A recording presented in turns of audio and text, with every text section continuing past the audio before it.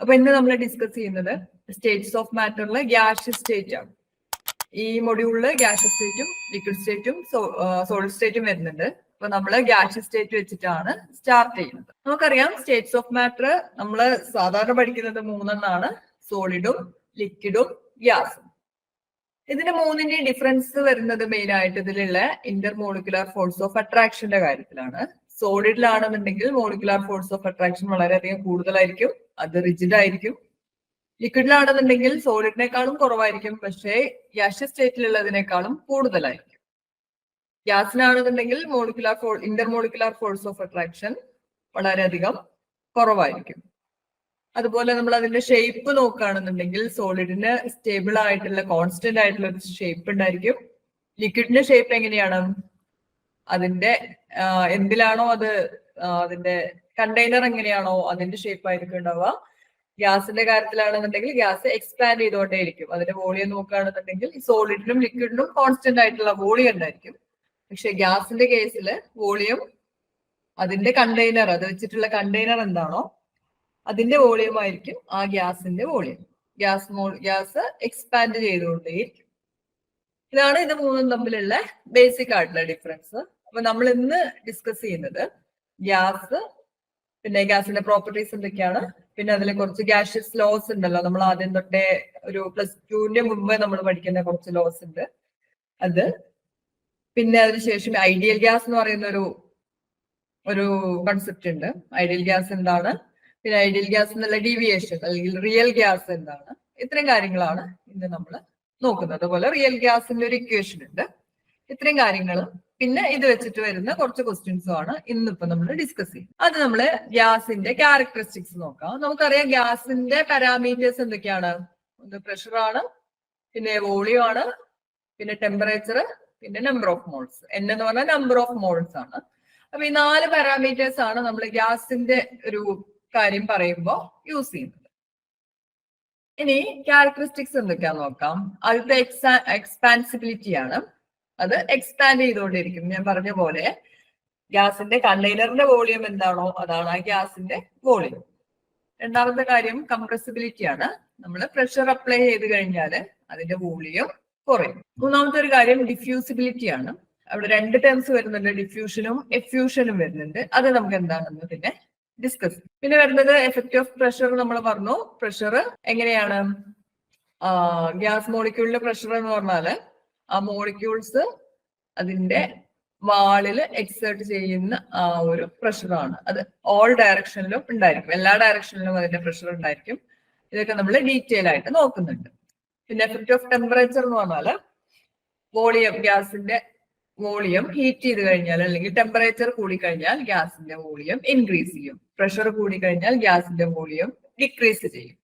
അപ്പൊ ഇത്രയും കാര്യങ്ങളൊന്ന് ഓർത്ത് വയ്ക്കും. ഇനി നമ്മൾ പറയുന്നത് ഡിഫ്യൂഷൻ എന്ന് പറയുന്ന ഒരു കാര്യമാണ്. ഡിഫ്യൂഷൻ എന്ന് പറഞ്ഞാല് 2 ഗ്യാസ് തമ്മില് ഒരുമിച്ച് വെച്ച് കഴിഞ്ഞാല് അത് പെട്ടെന്ന് മിക്സ് ചെയ്യും, സ്പോണ്ടേനിയസ് ആയിട്ട് അത് രണ്ടും തമ്മിൽ മിക്സ് ചെയ്യും. ആ ഒരു പ്രോസസ്സിനെയാണ് നമ്മൾ ഡിഫ്യൂഷൻ എന്ന് പറയാം. ഇപ്പൊ നമ്മളിതാ ഒരു കണ്ടെയ്നർ ഇതുപോലെ എടുത്തു.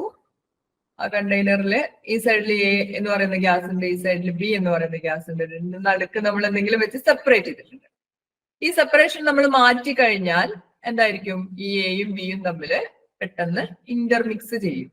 എ എന്നുള്ളതും ബി എന്നുള്ളതും ഇന്റർമിക്സ് ചെയ്യും. അതിനെയാണ് നമ്മൾ ഡിഫ്യൂഷൻ എന്ന് പറയാം. അത് സ്പോണ്ടേനിയസ് ആയിട്ടുള്ള ഒരു പ്രോസസ്സാണ്. ഇനി ഈ പ്രോസസ്സിന്റെ റേറ്റ് നമ്മൾ നോക്കാൻ വേണ്ടിയിട്ട് ഒരു ലോ പറയുന്നുണ്ട്, ഗ്രഹാംസ് ലോ ഓഫ് ഡിഫ്യൂഷൻ. ഗ്രഹാംസ് ലോ എന്ന് പറയുന്നത് 2 ഗ്യാസ് തമ്മിൽ മിക്സ് ചെയ്യുന്നതിന്റെ റേറ്റ് അതിന്റെ മോളിക്കുലാർ മാസിന് ഇൻവേഴ്സ്ലി പ്രൊപ്പോർഷണൽ ആയിരിക്കും എന്നുള്ളതാണ്. അപ്പൊ R1 ആണ് ആദ്യത്തെ 2 ഗ്യാസിന്റെ കാര്യമാണ് നമ്മൾ പറയുന്നത്. 2 ഗ്യാസ് തമ്മിലല്ല മിക്സ് ചെയ്യുന്നത്.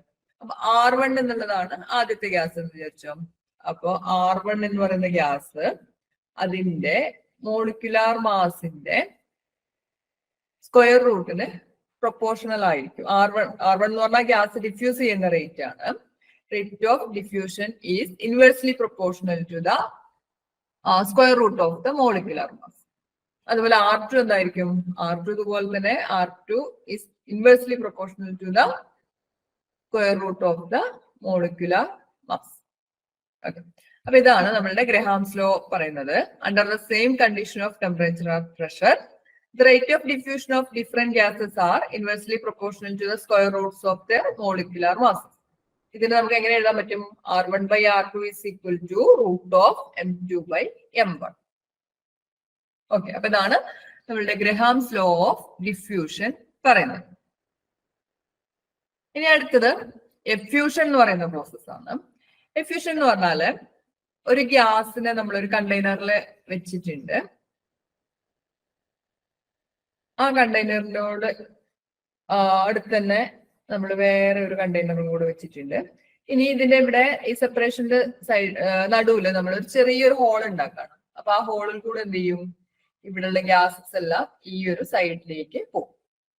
ഇതിനെയാണ് നമ്മൾ എന്ത് പറയുന്നത്? എഫ്യൂഷൻ എന്ന് പറയുന്നത്. എഫ്യൂഷൻ നടക്കണമെന്നുണ്ടെങ്കിൽ ഈ പിൻഹോളിന്റെ മറ്റേ സൈഡിൽ എന്തായിരിക്കണം? വാക്വം ആയിരിക്കണം, അല്ലെങ്കിൽ ലോ പ്രഷർ ആയിരിക്കണം. അതിനെയാണ് നമ്മൾ എഫ്യൂഷൻ എന്ന് പറയുന്നത്. ഇതിന്റെ റേറ്റ് ഒക്കെ കാണാൻ വേണ്ടിയിട്ടുള്ള ഒരു ലോ ആണ് ഡാൽട്ടൻസ് ലോ. ഡാൽട്ടൻസ് ലോ പറയുന്നത് നേരത്തെ നമ്മൾ ഗ്രഹാംസ് ലോ പറഞ്ഞ അതേ കാര്യം തന്നെയാണ്. R1/R2 is equal to root of M2/M1. രണ്ടും ഒരേ ഇക്വേഷൻ തന്നെയാണ് വരുന്നത്. എഫ്യൂഷന്റെ കാര്യമാണെങ്കിലും ഡിഫ്യൂഷന്റെ കാര്യമാണെങ്കിലും R1 അല്ലെങ്കിൽ റേറ്റ് ഓഫ് ഡിഫ്യൂഷൻ എന്ന് പറയുന്നതും റേറ്റ് ഓഫ് എഫ്യൂഷൻ എന്ന് പറയുന്നതൊക്കെ inversely proportional to the square root of the molecular mass. അപ്പൊ നമ്മൾ റേഷ്യോ എടുക്കുമ്പോൾ എങ്ങനെ വരും? R1/R2 is equal to root of M2/M1. ഈ ഇക്വേഷൻ ഇമ്പോർട്ടന്റ് ആണ്. രണ്ടിന്റെയും ഇക്വേഷൻ ഇമ്പോർട്ടന്റ് ആണ്, അത് ഓർത്ത് വെക്കണം. ഇനി ഈ ഒരു ഇമേജ് കാണുന്നുണ്ടോ? ഡിഫ്യൂഷൻ എഫ്യൂഷൻ എന്ന് പറഞ്ഞിട്ട് ഇമേജ് കാണുന്നില്ലേ? അപ്പൊ ഇതിൽ ആദ്യത്തെ നോക്കുക. ആദ്യം കാണിച്ചിരിക്കുന്ന ഡിഫ്യൂഷന്റെ കേസാണ്. ഒരു കണ്ടെയ്നറിന്റെ നടുവിൽ സെപ്പറേറ്റ് ചെയ്തിട്ടുണ്ട്. അതിന്റെ ലെഫ്റ്റില് ഒരു ബ്ലൂ കളറുള്ള ഗ്യാസ് ആണ്, റൈറ്റിലുള്ളത് റെഡ് ആണ്. അപ്പൊ ചെറിയൊരു ഗ്യാപ്പ് അവിടെ വന്ന സമയത്ത് എന്താ? ഇത് രണ്ടും തമ്മിൽ ഇന്റർമിക്സ് ചെയ്യാണ് ചെയ്യുന്നത്. ബ്ലൂ കളറുള്ളത് റൈറ്റ് സൈഡിലേക്ക് മൂവ് ചെയ്യുന്നുണ്ട്, റെഡ് കളറുള്ളത് ലെഫ്റ്റിലേക്ക് മൂവ് ചെയ്യുന്നുണ്ട്. അപ്പൊ ഇത് സ്പോണ്ടേനിയസ് ആയിട്ട് ഇത് തമ്മിൽ മിക്സ് ചെയ്യും. അതിനാണ് നമ്മൾ എന്ത് പറയുന്നത്? ഡിഫ്യൂഷൻ എന്ന് പറയുന്നത്. ഇനി എഫ്യൂഷൻ എന്ന് പറയുന്നത് ഈ ഒരു പിക്ചറിൽ കണ്ടാൽ അറിയാം. ഒരു കണ്ടെയ്നറിൽ ഒരു ചെറിയൊരു ഹോൾ ഉണ്ട്. ആ ഹോളിൽ കൂടെയാണ് ഗ്യാസ് അപ്പുറത്തെ സൈഡിലേക്ക് പോകുന്നത്. ഈ സൈഡിൽ എന്താണ്? ഈ സൈഡില് വാക്വം കണ്ടീഷൻ അല്ലെങ്കിൽ ലോ പ്രഷർ കണ്ടീഷൻ ആണ് നമ്മൾ കൊടുത്തിരിക്കുന്നത്. അപ്പൊ ഈ ഗ്യാസ് സ്പോണ്ടേനിയസ് ആയിട്ട് തന്നെയാണ് പോകുന്നത്. അത് ഈ പിൻഹോളിലൂടെ അപ്പുറത്തേക്ക് പോകുന്ന ഈ ഒരു പ്രോസസ്സിനെ പറയുന്ന പേരാണ് എഫ്യൂഷൻ. ഓക്കെ, ഡിഫ്യൂഷനും എഫ്യൂഷനും ഒക്കെ ക്ലിയർ ആണോ? ഓക്കെ, എന്നാ നമുക്ക് ബാക്കി നോക്കാം. നമുക്ക് പറയാനുള്ളത് കൈനറ്റിക് മോളിക്യുലർ തിയറിയാണ്. കൈനറ്റിക് മോളിക്യുലർ തിയറി പറയുന്നത് നമ്മളുടെ ഗ്യാഷ്യസ് ലോസ് ഉണ്ടല്ലോ, ചാൾസ് ലോ, ബോയിൽസ് ലോ, അതൊക്കെ ഇതിൽ നിന്നാണ് നമ്മൾ ഡിറൈവ് ചെയ്തിരിക്കുന്നത്. കൈനറ്റിക് മോളിക്യുലർ തിയറി എന്ന് പറഞ്ഞാല് ഗ്യാസിന്റെ പ്രോപ്പർട്ടീസിനെ പറ്റിയിട്ടുള്ള ഒരു കുറച്ച് പോസ്റ്റുലേറ്റ്സ് ആണ് ഇതിൽ കാര്യമായിട്ട് പറയുന്നത്. അപ്പൊ ആദ്യത്തെ കാര്യം പറയുന്നതാണ്, ഒരു ഗ്യാസ് എന്ന് പറഞ്ഞാല് അത് കൺസിസ്റ്റ് ചെയ്യുന്നത് large number of minute particles ആണ്. ഒരുപാട് മൈന്യൂട്ട് പാർട്ടിക്കിൾസ് ഒരുമിച്ച് ചേർന്നിട്ടാണ് ഒരു ഗ്യാസ് ഫോം ചെയ്യുന്നത്. ആ മൈന്യൂട്ട് പാർട്ടിക്കിളിന്റെ പേരാണ് മോളിക്യൂൾസ്.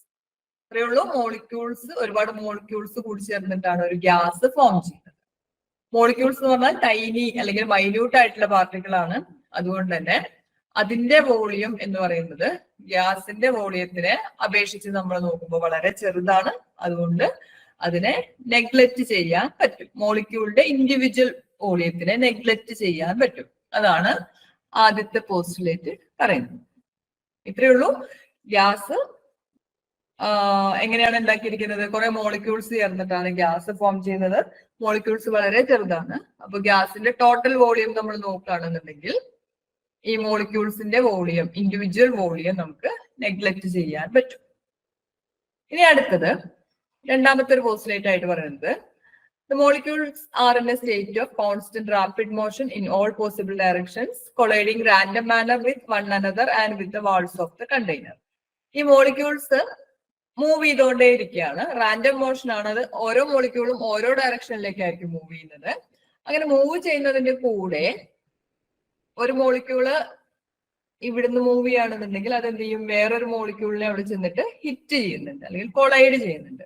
അങ്ങനെ തമ്മിലും കൊളൈഡ് ചെയ്യും. ആ ഗ്യാസ് എടുത്തിരിക്കുന്ന കണ്ടെയ്നർ ഉണ്ടല്ലോ, ആ കണ്ടെയ്നറിന്റെ വാളിൽ പോയിട്ടും കൊളൈഡ് ചെയ്യും.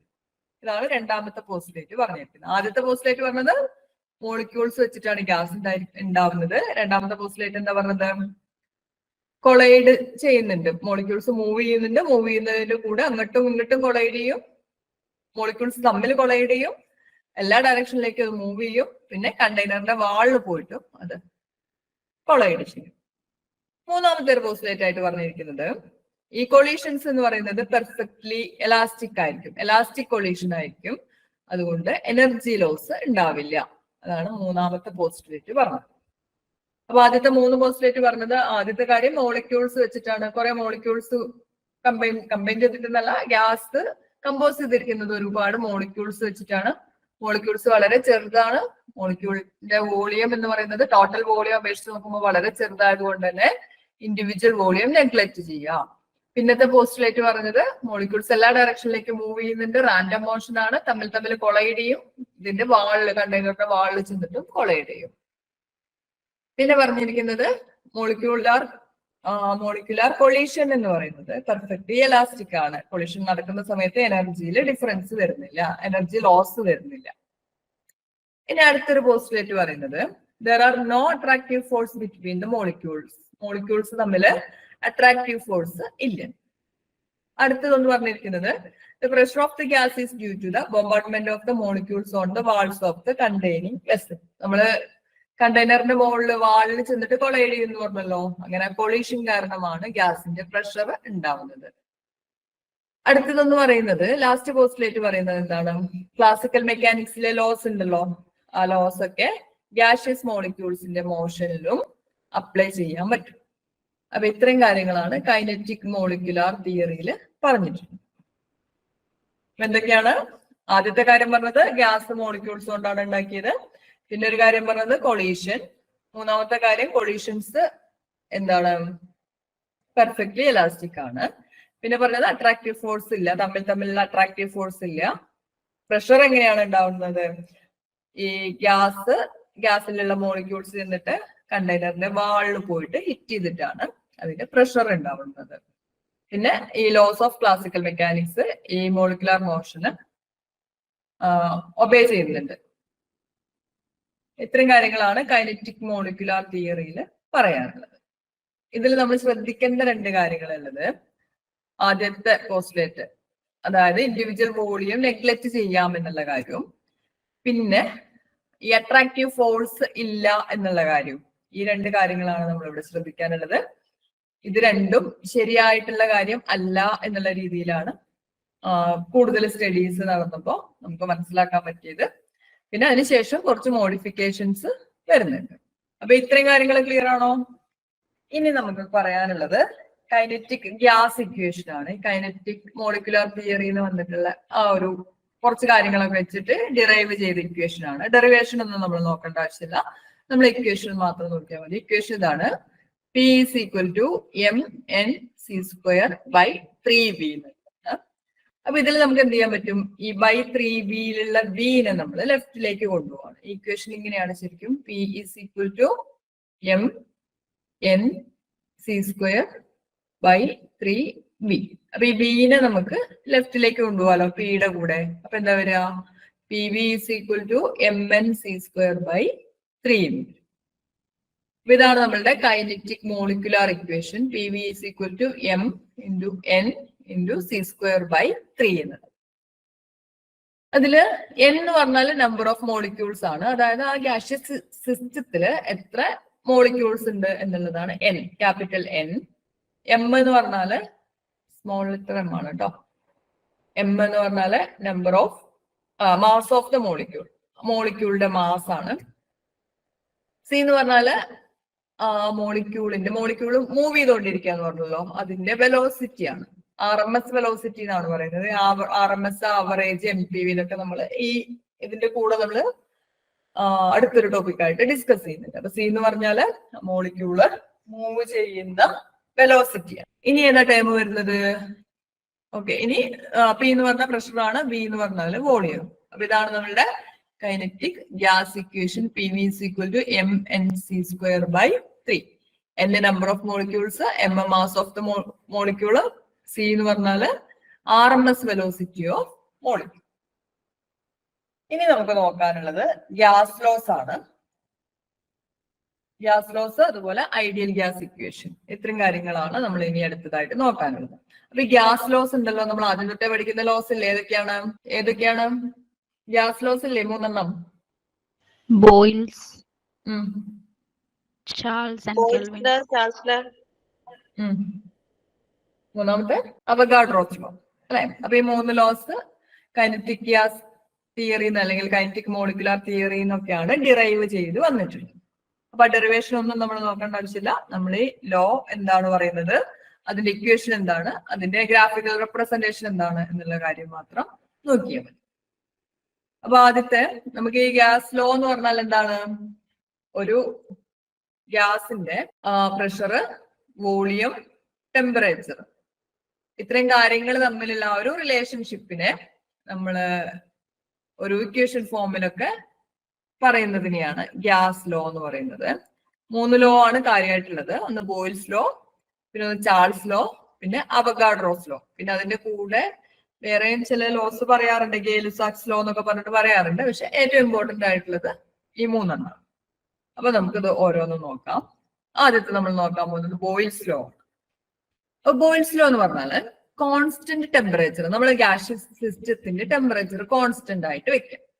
ആ കോൺസ്റ്റന്റ് ആയിട്ട് വെക്കുന്ന ആ ഒരു സിസ്റ്റത്തിലെ വോളിയം എന്ന് പറയുന്നത് അതിന് പ്രഷറിന് ഇൻവേഴ്സ്ലി പ്രൊപ്പോർഷണൽ ആയിരിക്കും. നമ്മളിപ്പോ ഇതാ ഇങ്ങനെ ഒരു കണ്ടെയ്നർ എടുത്തു. ആ കണ്ടെയ്നറിന്റെ ടെമ്പറേച്ചർ നമ്മൾ ഒരു 20 ഡിഗ്രി കോൺസ്റ്റന്റ് ആയിട്ട് വെച്ചു. അതിൽ ചേഞ്ച് ഒന്നും വരുന്നില്ല. എന്നിട്ട് നമ്മൾ എന്താ പറഞ്ഞത്, അതിന്റെ വോളിയം ഇപ്പൊ ഇവിടെയാണ്, ഇത്രയാണ് അതിന്റെ വോളിയം എന്ന് വിചാരിച്ചു. ഇനി നമ്മൾ പ്രഷർ അപ്ലൈ ചെയ്യാണ്. പ്രഷർ അപ്ലൈ ചെയ്യുന്ന സമയത്ത് ഇതിന്റെ വോളിയം കുറയും. നമ്മളിപ്പോ ഇതിലിപ്പോ ആദ്യം ഉണ്ടായിരുന്ന പ്രഷർ ഒരു 5 atm ആണെന്ന് വിചാരിക്കാം. അപ്പൊ അതിന്റെ വോളിയം ഇത്രയാണ്. ഇനി നമ്മൾ ആ പ്രഷർ കൂട്ടി ഒരു 10 atm ആക്കി. ഇവിടെ ടെമ്പറേച്ചർ നമ്മൾ വ്യത്യാസം വരുത്തിയിട്ടില്ല, 20 ഡിഗ്രി തന്നെയാണ്. അപ്പൊ ആ സമയത്ത് പ്രഷർ നമ്മൾ അപ്ലൈ ചെയ്യുമ്പോൾ അതിന്റെ വോളിയം കുറഞ്ഞതാണ്, ഒരു ഇത്രയായിട്ട് വരും. ഇതാണ് ബോയിൽസ് ലോ പറയുന്നത്. കോൺസ്റ്റന്റ് ടെമ്പറേച്ചറിൽ ഒരു ഗ്യാസിന്റെ വോളിയം അതിന്റെ പ്രഷറിന് ഇൻവേഴ്സ്ലി പ്രൊപ്പോർഷണൽ ആയിരിക്കും. പ്രഷർ ഇൻക്രീസ് ചെയ്ത് കഴിഞ്ഞാൽ വോളിയം ഡിക്രീസ് ചെയ്യും. അപ്പൊ ഇതാണ് ബോയിൽസ് ലോ പറയുന്നത്. ഈ പോയിന്റ് ഓർത്തിരിക്കണം, കോൺസ്റ്റന്റ് ടെമ്പറേച്ചർ നമ്മൾ കോൺസ്റ്റന്റ് ആയിട്ട് വെക്കണം. ഇതിനെ നമ്മൾ മാത്തമാറ്റിക്കലി നമ്മൾ പറയുന്നത് ഇങ്ങനെയാണ്. പി എന്നുള്ളത് എന്താണ്? ഇൻവേഴ്സ്ലി പ്രൊപ്പോർഷണൽ ടു വി, അല്ലെങ്കിൽ P is proportional to 1/v എന്ന് പറയാം. പി കൂടി കഴിഞ്ഞാൽ വി കുറയും. അപ്പൊ ഇങ്ങനെയല്ലേ നമ്മൾ മാത്തമാറ്റിക്കലി എഴുതുക. ഇനി ഈ പ്രൊപ്പോർഷണാലിറ്റി സൈൻ മാറ്റാൻ വേണ്ടിയിട്ട് നമ്മൾ ഇതിന്റെ ഒരു കോൺസ്റ്റന്റ് കൊണ്ട് മൾട്ടിപ്ലൈ ചെയ്യാം. അപ്പൊ എങ്ങനെ എഴുതാം? P is equal to K by V എന്ന് എഴുതാം. അല്ലെങ്കിൽ ഇങ്ങനെ തന്നെ എഴുതുകയാണെന്നുണ്ടെങ്കിൽ കെ ഇൻറ്റു 1/v എന്ന് എഴുതാം. നമ്മൾ എന്ത് ഇക്വേഷൻ, ഇങ്ങനെ പ്രൊപ്പോർഷണൽ ആയിട്ടുള്ള ഇക്വേഷൻ എന്തെടുക്കുകയാണെന്നുണ്ടെങ്കിലും ആ പ്രൊപ്പോർഷണാലിറ്റി സൈൻ മാറ്റിയിട്ട് അവിടെ ഈക്വൽ ടു എന്നുള്ള സൈൻ ഇടണമെന്നുണ്ടെങ്കിൽ ഒരു കോൺസ്റ്റന്റ് കൊണ്ട് അതിനെ മൾട്ടിപ്ലൈ ചെയ്താൽ. അപ്പൊ കെ എന്ന് പറയുന്ന ഒരു കോൺസ്റ്റന്റ് കൊണ്ട് നമ്മൾ മൾട്ടിപ്ലൈ ചെയ്തപ്പോ P is equal to K into 1/v എന്നായി. ഇനി നമ്മൾ ചെയ്യാൻ പോകുന്നത് ഈ വി എന്നുള്ള ടൈമിനെ നേരെ പിയുടെ അടുത്തേക്ക് കൊണ്ടുവരാണ്. അപ്പൊ എന്താവും? അപ്പൊ നമുക്ക് ഇങ്ങനെ എഴുതാം, P V is equal to K എന്ന് എഴുതാം. ഓക്കെ, അവിടെ P V equal to K എന്ന് എഴുതിയിട്ടുണ്ട്. ഇനി നമ്മള് ഒരു പ്രഷർ ഇപ്പൊ നമ്മൾ അപ്ലൈ ചെയ്തത് 5 atm ആണ്. അപ്പൊ അവിടെ ഉള്ള ഒരു വോളിയം നമ്മൾ 2 ലിറ്റർ ആണ് വിചാരിക്കുക. അതായത് നമ്മളിങ്ങനെ P1V1 ഒരു പ്രഷർ ഒരു വോളിയം, അതെന്തായാലും കെനോട് ഈക്വൽ ആയിരിക്കും. ഇനി നമ്മൾ വേറൊരു പ്രഷറും വേറൊരു വോളിയവും നമ്മൾ അപ്ലൈ ചെയ്യാം, വേറൊരു പ്രഷർ നമ്മൾ അപ്ലൈ ചെയ്യാണ്. അപ്പൊ കിട്ടുന്ന വോളിയമാണ് V2 എന്നുള്ളത്. അതും എന്തായിരിക്കും? ആ ഒരു കോൺസ്റ്റന്റിനോട് ഈക്വൽ ആയിരിക്കും. അപ്പൊ നമുക്ക് എന്ത് പറയാൻ പറ്റും? P1V1 ഈക്വൽ ടു P2V2 എന്ന് പറയാൻ പറ്റും. P1V1 ഈക്വൽ ടു P2V2 നമുക്ക് പറയാൻ പറ്റും. ഓക്കെ, അപ്പൊ ഇത്രയാണ് നമ്മളുടെ ബോയിൽസ് ലോന്റെ കാര്യങ്ങൾ നമുക്ക് പറയാനുള്ളത്. ഇനി ഇതിന് നമ്മൾ ഗ്രാഫിക്കൽ റെപ്രസെന്റേഷൻ ഇങ്ങനെയാണ് വരിക. ഒരു ആക്സിസിൽ പി ഉണ്ടാവും, മറ്റേ ആക്സിസിൽ 1/v. അപ്പൊ ഇതാ പിയും 1/v തമ്മിലുള്ള ഗ്രാഫ് വരയ്ക്കുന്ന സമയത്ത് ഇങ്ങനെ ഒരു സ്ട്രെയിറ്റ് ലൈൻ ആയിരിക്കും കിട്ടുക. ഒരു കാര്യം ഓർത്തിരിക്കണം, P inversely proportional to 1/p inversely proportional to v ആണ്. അതായത് പി കൂടുമ്പോ v കുറയും, ഇനി പി കൂടുമ്പോ എന്താണ് 1/v കൂടും. അങ്ങനെ നമുക്ക് ഇതിനെ പറയാലോ, P inverse directly proportional to 1/v എന്ന് പറയില്ല. ആ ഒരു കൺസെപ്റ്റ് വെച്ചിട്ടാണ് ഈ ഒരു ഗ്രാഫ് നമ്മൾ വരച്ചിട്ടുള്ളത്.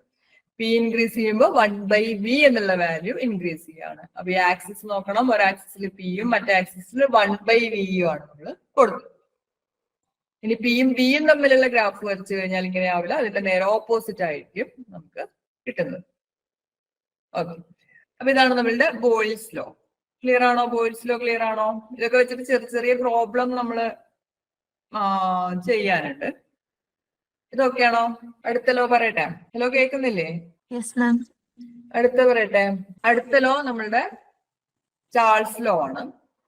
ചാൾസ് ലോ എന്ന് പറഞ്ഞാല് നമ്മളിവിടെ പ്രഷർ ആണ് കോൺസ്റ്റന്റ് ആയിട്ട് വെക്കുന്നത്.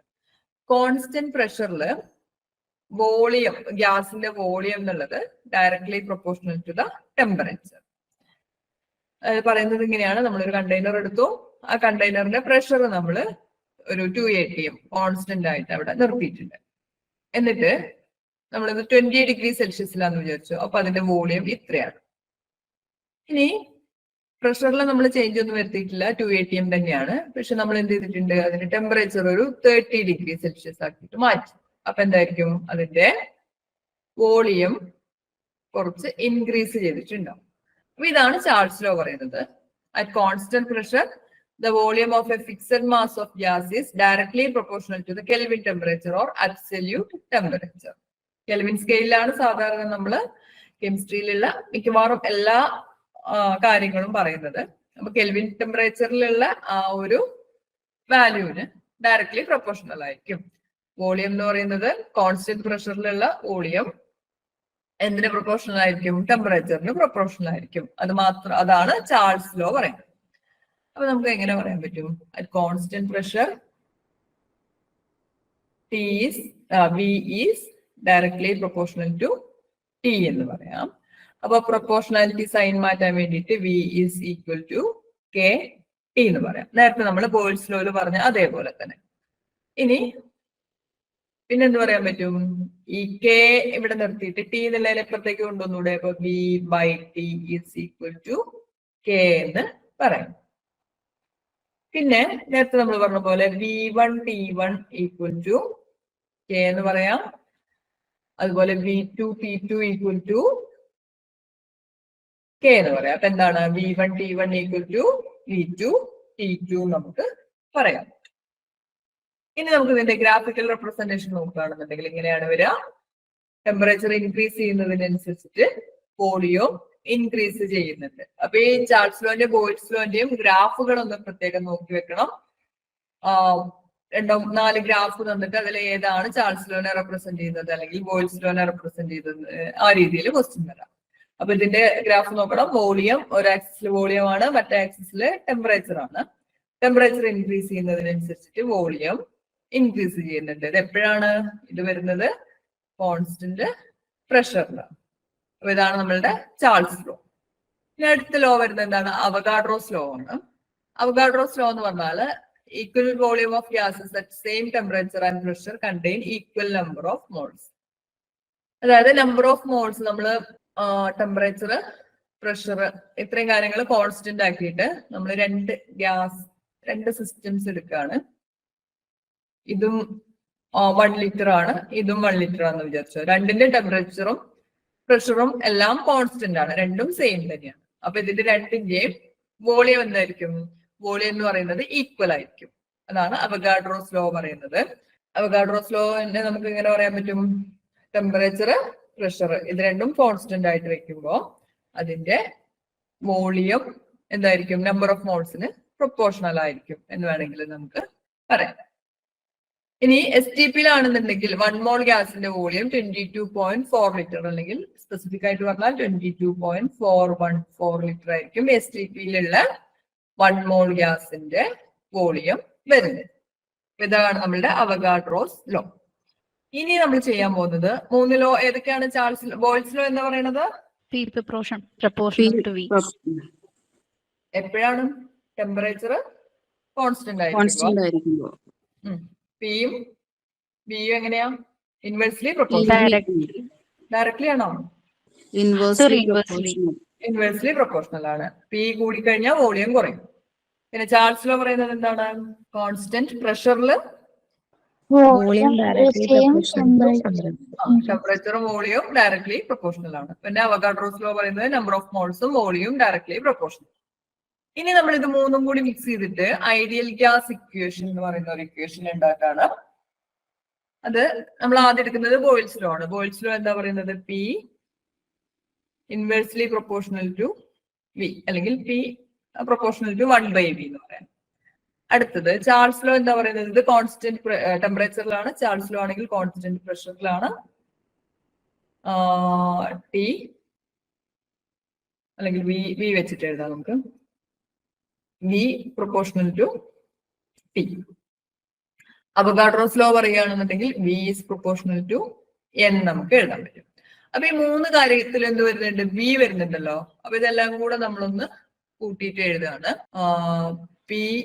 വി എന്തിനോടൊക്കെയാണ് പ്രൊപ്പോർഷണൽ ആയിട്ട് ഇരിക്കുന്നത് എന്ന് നോക്കാം. P is proportional to 1/v, അല്ലെങ്കിൽ നമുക്ക് ഇങ്ങനെ എഴുതാം, V is proportional to 1/p എന്ന് എഴുതിക്കൂടെ? ഈ ഇക്വേഷൻ നേരെ തിരിച്ചെഴുതിയതാണ്. Proportional to T, proportional to N, ഇങ്ങനെ എഴുതിക്കൂടെ? വി എന്നുള്ളത് 1/p-നോട് പ്രൊപ്പോർഷണൽ ആണ്, പിന്നെ ടിനോട് പ്രൊപ്പോർഷണൽ ആണ്, എന്നിനോട് പ്രൊപ്പോർഷണൽ ആണ്. ഇനി ഈ പി എന്നുള്ളതിനെ ലെഫ്റ്റിലേക്ക് എടുക്കുകയാണ്. അപ്പൊ എന്തായി? P V proportional to T, അതുപോലെ എൻ. ഇനി ഇതിന്റെ പ്രൊപ്പോർഷണാലിറ്റി സൈൻ മാറ്റാൻ വേണ്ടിയിട്ട് എന്ത് ചെയ്യാണ്? ഒരു കോൺസ്റ്റന്റ് കൊണ്ട് മൾട്ടിപ്ലൈ ആണ്. അപ്പോ ഒരു constant into N into T. ഇതിൽ നമ്മൾ എടുക്കുന്ന ഈ കോൺസ്റ്റന്റ് ഉണ്ടല്ലോ, ആ കോൺസ്റ്റന്റ് ആണ് ആർ എന്ന് പറയുന്നത്. അതിനെ യൂണിവേഴ്സൽ ഗ്യാസ് കോൺസ്റ്റന്റ് എന്നാണ് പറയുക. അപ്പൊ P V is equal to N into R into T എന്ന് നമുക്ക് എഴുതാൻ പറ്റും. ഇനി യൂണിവേഴ്സൽ ഗ്യാസ് കോൺസ്റ്റന്റ് ഉണ്ടല്ലോ, ഇതിന്റെ വാല്യൂസ് വരുന്നത്, ആറിന്റെ വാല്യൂ വരുന്നത് 8.314 ജൂൾ പെർ കെൽവിൻ പെർ മോൾ എന്നുള്ളതാണ്. അപ്പൊ ഈ വാല്യൂ ഓർത്ത് വെക്കണം. ആറിന്റെ value 8.314 joule per kelvin per മോൾ. ഇനി നമ്മളത് കലോറിയിലാണ് പറയുന്നതെന്നുണ്ടെങ്കിൽ ആർ ഈസ് ഈക്വൽ ടു 1.98 കലോറിയാണ്, അല്ലെങ്കിൽ നമുക്ക് എന്ത് പറയാം? 2 കലോറി എന്ന് പറയാം. 2 കലോറി പെർ കെൽവിൻ പെർ മോൾ എന്ന് പറയാം. ഇനി നമ്മള് ലിറ്റർ ATM ആ ഒരു ടേമിലാണ് എടുക്കുന്നതെന്നുണ്ടെങ്കിൽ ഇതിന്റെ വാല്യൂന് വീണ്ടും വ്യത്യാസം വരും. 0.0821 എന്നാണ് നമ്മൾ എടുക്കുക. അത് നമ്മൾ പ്രോബ്ലം ചെയ്യുന്ന സമയത്ത് നോക്കാം. അപ്പൊ ഈ രണ്ട് വാല്യൂസ് ഓർത്തിരിക്കണം. ആറിന്റെ value joule per kelvin per മോളിലാണെങ്കിൽ 8.314. ഇതാണ് സാധാരണ നമ്മൾ എടുക്കുന്നത്. ഇനി പ്രോബ്ലത്തിലെല്ലാം കലോറിയിലാണ് തരുന്നത് എന്നുണ്ടെങ്കിൽ അപ്പൊ നമ്മൾ എടുക്കുന്നത് 2 calorie per mole, 2 calorie per kelvin per mole എന്നുള്ള വാല്യൂ. അപ്പൊ നമ്മളുടെ ഐഡിയൽ ഗ്യാസ് ഇക്വേഷൻ എന്താണ്? ഐഡിയൽ ഗ്യാസ് ഇക്വേഷൻ എന്ന് പറഞ്ഞാല് P V is equal to N R T എന്നുള്ളതാണ്. Where n is the number of moles. ഇനി നമ്മള് 1 മോൾ ഓഫ് ഗ്യാസിന്റെ കേസിൽ, അതായത് എൻ ഈക്വൽ ടു 1 ആയി കഴിഞ്ഞാൽ എന്താണ്? P V equal to R. അപ്പൊ ഐഡിയൽ ഗ്യാസ് ഇക്വേഷൻ എന്ന് പറഞ്ഞാൽ, ഐഡിയൽ ഗ്യാസ് എന്ന് പറഞ്ഞാൽ ഒരു ഹൈപ്പോത്തറ്റിക്കൽ കൺസെപ്റ്റ് ആണ്. അങ്ങനെ ഐഡിയൽ ഗ്യാസ് എന്ന് പറഞ്ഞിട്ട് ഒരു ഗ്യാസ് അത് എക്സിസ്റ്റ് ചെയ്യുന്നില്ല. അപ്പോൾ ഐഡിയൽ ഗ്യാസ് ഒരു ഹൈപ്പോത്തറ്റിക്കൽ കണ്ടീഷനിൽ നമുക്ക് ഒരു കൺസെപ്റ്റ് ആണ്. അപ്പൊ നമുക്ക് ആ ഐഡിയൽ ഗ്യാസ് ഏത് ഇക്വേഷൻ ഒബേ ചെയ്യും? P V equal to R T. P V equal to N R T എന്ന് പറയുന്ന ഇക്വേഷൻ ഒബേ ചെയ്യുന്ന ഗ്യാസിനെല്ലാം നമുക്ക് ഐഡിയൽ ഗ്യാസ് ആണെന്ന് പറയാൻ പറ്റും.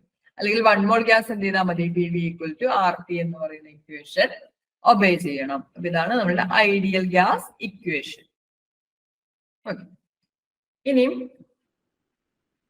നമ്മൾ സാധാരണ കാണുന്ന അല്ലെങ്കിൽ നമ്മൾ പറയുന്ന ഗ്യാസുകൾ ഉണ്ടല്ലോ, നമ്മുടെ O2, H2, C2, CO2, ഇതൊന്നും ഐഡിയൽ ഗ്യാസ് അല്ല. ഇതൊക്കെ എന്താണ്? റിയൽ ഗ്യാസ് ആണ്.